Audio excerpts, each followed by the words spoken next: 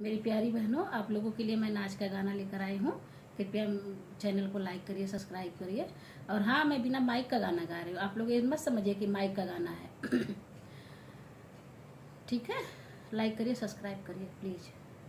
पियवा मिलल बा शराबी देहिया गलल ये सखी, पियवा मिलल बा शराबी देहिया गलल ये सखी, पियवा मिलल बा शराबी देहिया गलल ये सखी, पियवा मिलल बा शराबी देहिया गलल ये सखी, पियवा मिलल बा शराबी देहिया गलल ये सखी, पियवा मिलल बा शराबी देहिया गलल ये सखी।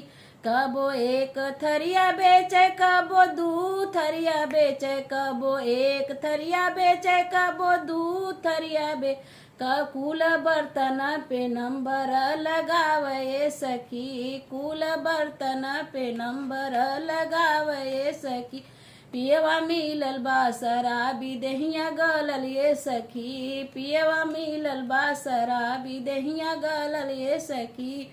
कबो एक बीसा बेचे, कबो दू बीसा बेचे, कबो एक बीसा बेचे, कबो दू बीसा कुल खेतवै पे नंबर लगावे सखी, कुल खेतवै पे नंबर लगावे सखी, पियवा मिलल बा शराबी देहिया गलल ये सखी, पियवा मिलल बा शराबी देहिया गलल ये सखी।